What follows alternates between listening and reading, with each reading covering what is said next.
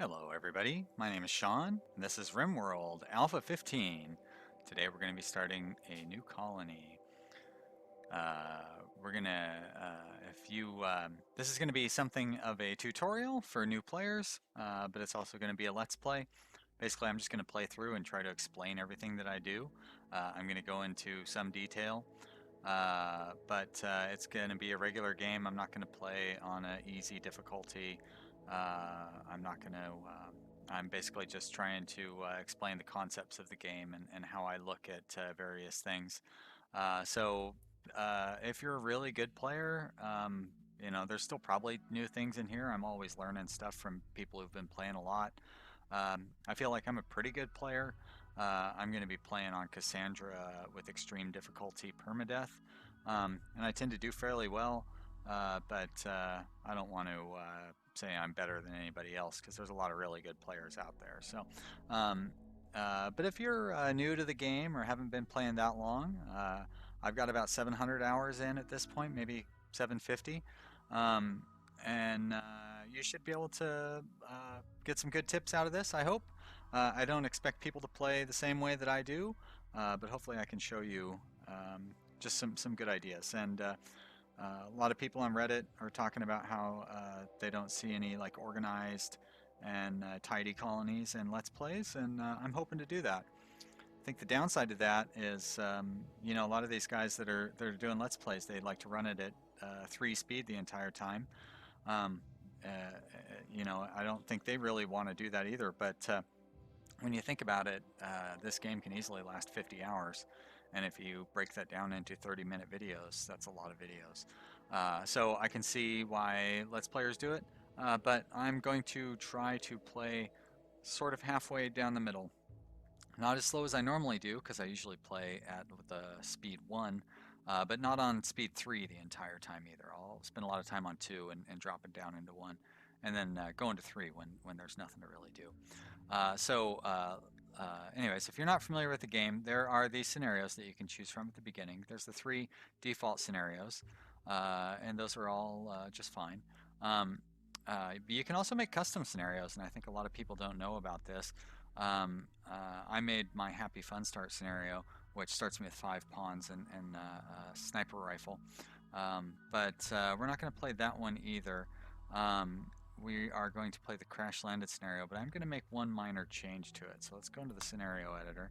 You can do this with any existing scenario. You can also get them off the Steam Workshop. You just go in your scenario editor, go to edit mode, and it opens up all the stuff for this. And right now, I start with one random pet, and I'm going to get rid of that. I don't want to start with any pets. I feel like they're usually a liability, your starting pet, and you're going to end up with somebody having a bad mood for 6 months. Or however long it is. I just got rid of that. Now it's time to choose the storyteller, and I played Phoebe when I first started, and she's pretty fun. But you're going to have a poor colony because you're not going to make much money off of raids. In the normal storytellers raids, the clothing and weapons dropped by raiders, that's where a lot of your money comes from until you start producing quality art. I've never played Randy Random, um, and I'm not going to start right now. So we'll go with Cassandra. Like I said, I like to play extreme, and I turn on permadeath mode. Let's randomize the seed, and let's see what map we are given. Right, selecting a site is one of the first decisions you're going to make, choosing a biome. I tend to find that temperate forest is like the easiest biome. Arid shrubland is interesting and something of a challenge, maybe the second easiest. Jungle and tundra both, or boreal forest. Actually, boreal forest is pretty easy as well. I'd say just as easy as the temperate forest.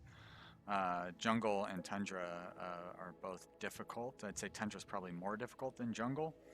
And desert, I've never actually played a desert one. I would say that's more difficult than tundra because it basically has no trees. At least tundra will sometimes have some trees.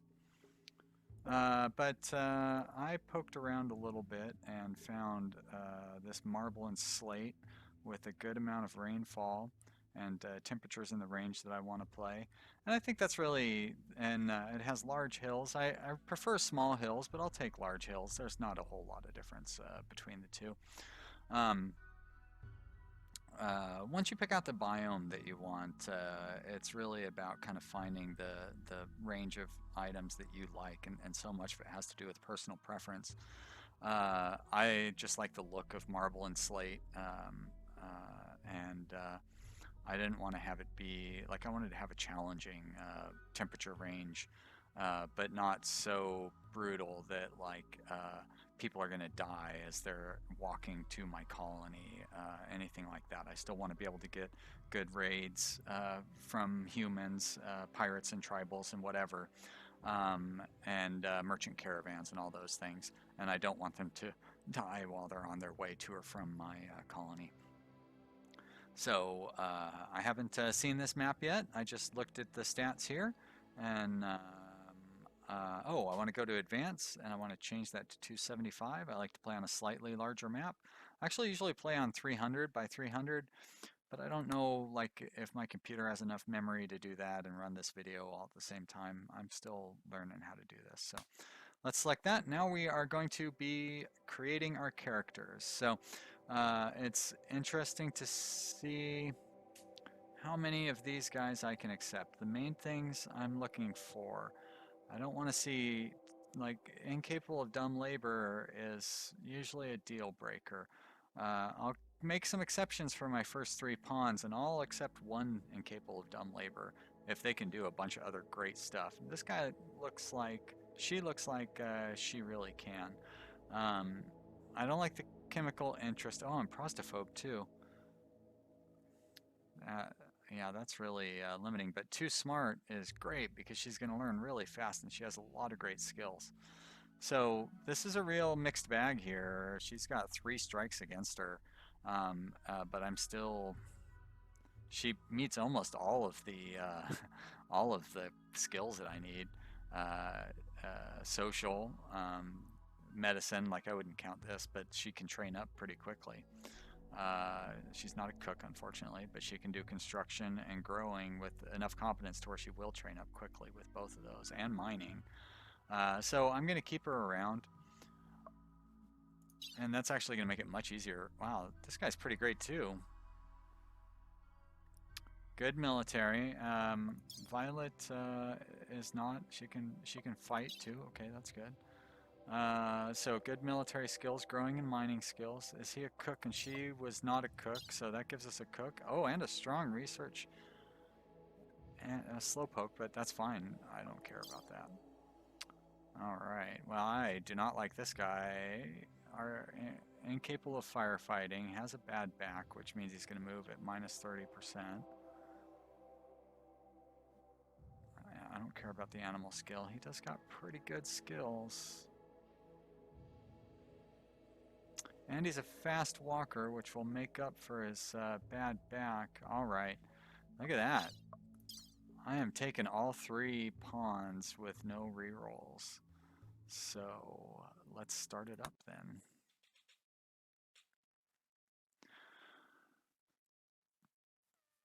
First thing I like to do is scout out the land. I definitely like to use natural defenses as much as I can. Um, we'll set up a small area to start with. I always hope for a swamp. There's a giant swamp down there, but it's not going to do me any good. A couple of nice big ones, but none of them in my starting area. That's too bad. I really like these pawns. There's a good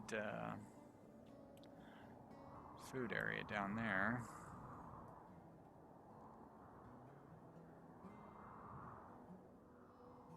All right, well, let's see what happens here. So where can I can block this off pretty quickly, I think. That is a room right there. So First thing you want to do is you want to set up a couple of zones to put your stuff in. Wood needs to be kept under a roof, so I'm gonna take that. I'm gonna set that to be a roof zone, and I'm gonna set that to where it's important for wood, so that way they'll carry all the wood there. And I'm just going to set up just kind of a generic zone there. I'm going to set it to low priority, so that way this will accept everything. But as soon as you see anything accumulating in here, you can set a zone to a specific zone for that, and then that way it'll pull it out of here and take it to your specific zone. So this is real nice to see if there's something that you've forgotten to put a specific zone for, or if maybe you're having an overflow of any particular good. I'm going to set this for steel. Steel can sit outside. It doesn't hurt anything, so that will hold the steel down there. And then of course I want to set up an area for just rocks and stuff. So we'll set that there. I guess I should have set it the way that they normally set it. That's alright, this will do too.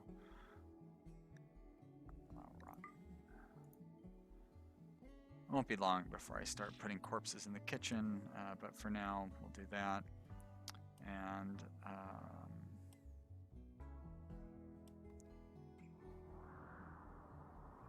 so if I'm gonna build, I can build like a defensive wall, like around here.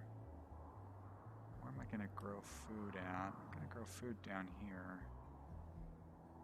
I suppose. You know, I don't think I'm going to be able to take advantage of that. I think I'm going to end up using this area and then closing off this area as sort of part of my kill zone. I don't know, I could probably, if I set my kitchen up here, maybe my workshops over here. So we got kitchen, workshops, garden. That means I want to do like homes through here. My other workshops kind of around here. Dining room and rec room through here, so that'll put the homes over here. That's fine. Which means the wall goes something like that. There's a lot of space I'm going to have to wall off once I start building those buildings. And where am I going to put... I'm going to put the kill zone through here. I don't want to put it down here, and I don't want to put it... Actually... Do I want to put it in this open area? I don't think so. I think I want to put it more down here. Well, we'll worry about that when we get to it. But for now, we got this little room here. Might as well take advantage of it. Build a couple of beds. That way we'll get these guys sleeping inside right from the very start. Already unforbidden the wood. Nope. Alright, what are these guys, what are they fighting? Ah, good, everybody's good at everything. So, Violet, I'm going to make you my melee fighter.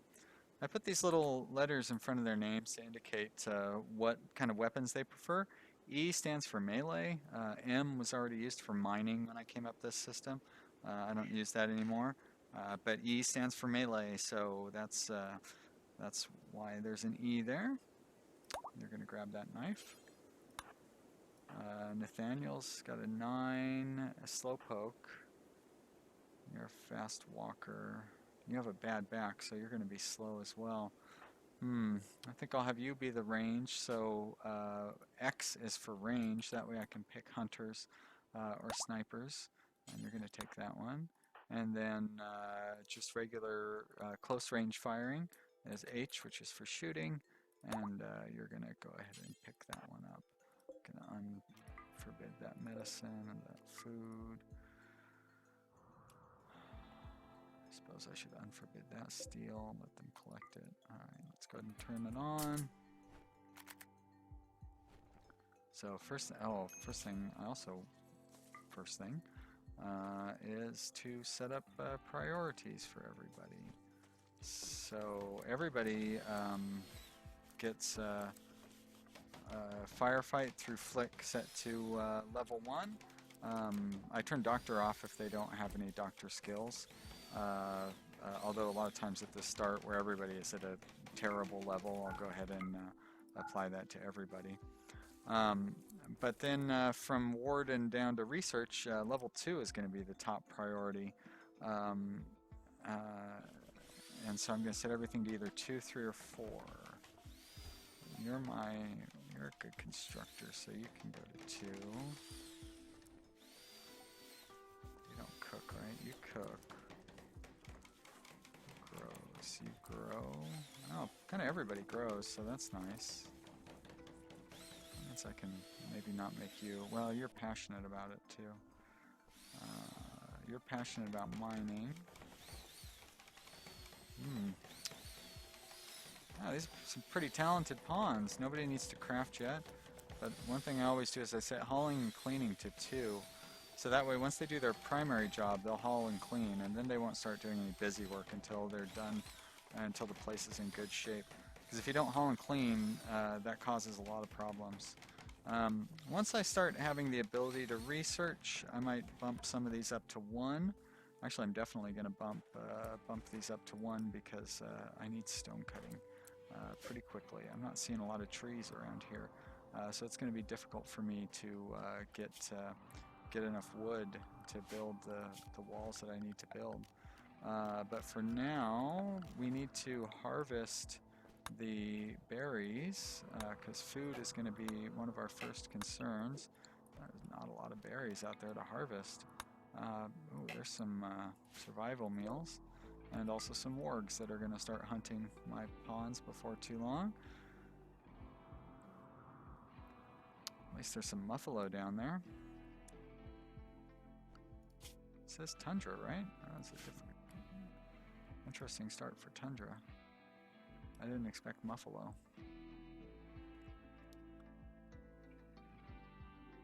And did I set to cut trees as well?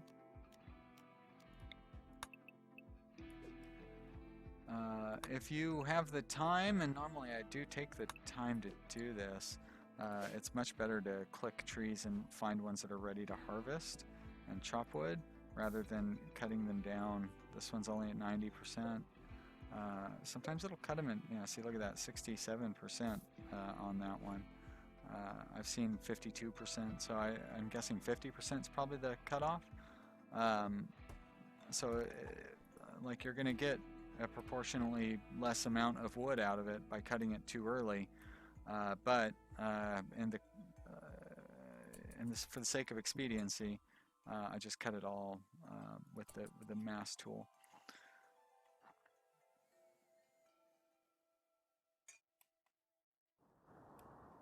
So I should be able to get a decent wall built up here, and then I will.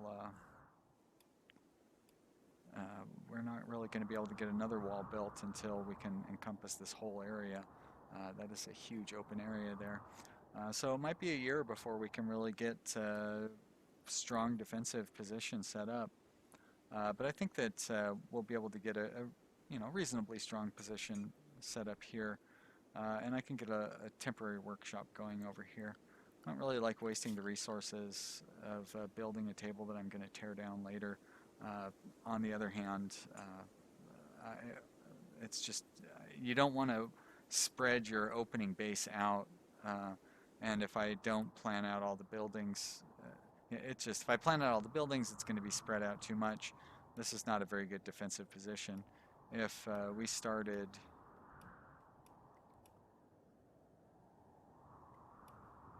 Well, maybe if we had started in here, I could plan everything out because it would be pretty easy to close off.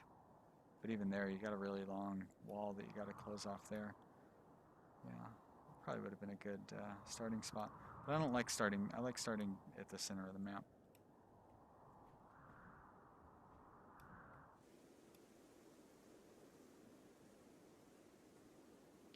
Gonna need to set up a refrigerator area.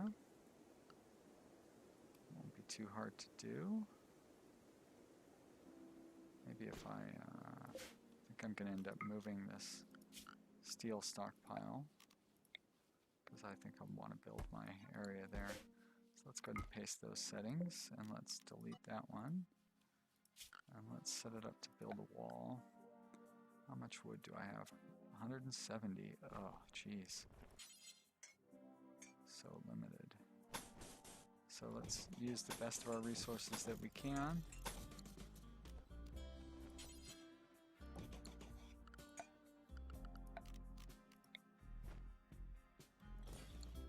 This is just a temporary kitchen. First off, I'm not going to expand it down into the mountain. I don't like building inside the mountain underground. That's how you get infestations. That's how you get killer infestations. You're going to get infestations either way, but I prefer to have my infestations in my storage area. So that's why this will be the storage area, which means this is where the workshops are going to eventually be.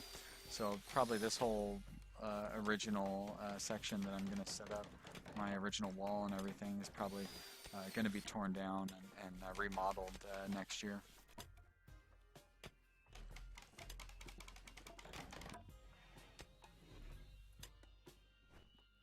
But for now, I'm going to need power to get that running. Now, power isn't something I'm going to want to have to rebuild. So this will, I guess this will just basically designate a courtyard for me. So I'm going to build it, well, I learned recently I need to keep my power behind a wall. That is definitely a good idea. So maybe I'm going to have to build my original wall up this way. Shoot, I didn't think that through. Alright, let's see what a power space that wind turbine takes up. Yeah, that'll work. So I can put my wind turbine there, right? And then I'll be able to build the wall up there, around there, around there. So won't use many more resources than I was expecting to have to spend. And that should be about the extent of my original expansion here until I can, well, as well. I'm gonna have to leave a gap open anyways to have a space for raiders to come into. Alright, so there is my first wall. This is going to be a very temporary wall. I will tear it down for too long, almost for sure. I guess I should put a door in it over on this area. Well, I haven't even started building the wall yet, so I guess I don't really need to worry about where the door is going to be. But good, I've got my refrigerated area built. Get some power running down here. Somehow I've managed to build that over a storage zone, but that's okay. I can delete that zone. Also, make sure there's no trees. There's one tree in there. One thing that is free and requires no resources or maintenance are graves. So you can use graves to block off the path so trees don't grow in the zone.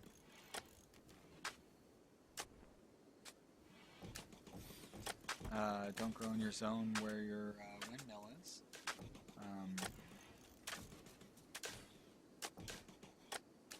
Which is what I'm doing right now. Requires deep concentration. Thank you very much. There you go. You're going to need graves anyways. May as well build them over here. And eventually, I'm actually going to forbid quite a few of these graves because I'm going to end up building solar panels over the top of them. But for now, this keeps that area clear and builds up a little bit of construction skill in these guys. It doesn't really take that much time.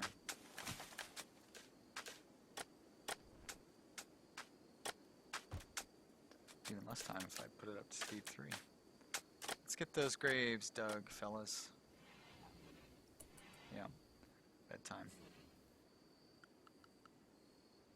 Good idea to have a battery. Batteries need to be kept under a roof. They don't need to be kept inside. So I'm just going to build a little roof right there.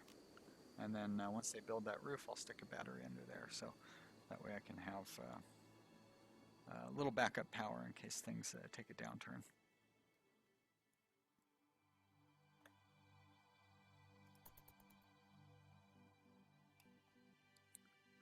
Not bad so far.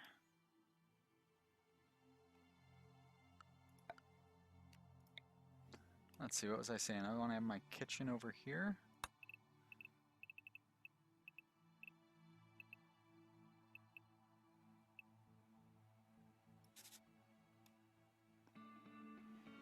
So that could be my first kitchen.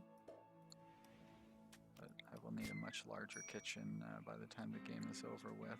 What's going on? Oh, that was probably a warg attacking a rat. Yeah, well, if wargs are having to hunt rats, it's not going to be long before wargs are hunting pawns. So I better get that wall built pretty quickly. I should build it out of steel. I really don't like building walls out of steel. Steel is pretty valuable. More valuable than wood, in my opinion. Although, in this map, it looks like wood is more valuable than steel. But I need to get that wall built, so let's get some steel going. To get that wall built, I'll be better secured, and I can focus on research and crafting. So I just need to get some steel. Oh, good. There's that roof. So let's set up my first battery. All right, and get a zone set up for the food. So let's see. There's going to be a cook bench. Let's say the cook bench will be there, and then I can put the other bench there. All right. So we'll put the zone here. We're going to set this to important, and we're just going to make it for all foods. We're also going to allow animal corpses, not insect corpses. So that'll build those. Battery's going to get built. Alright. Well, now that we've got that battery, I think this is a good place to put in a cut. I really appreciate you watching. This is my first episode. Let me know what you think. And if you enjoyed it, click that like button and subscribe so you can catch all upcoming episodes. Thanks for watching, everybody. I'll see you next time. Bye.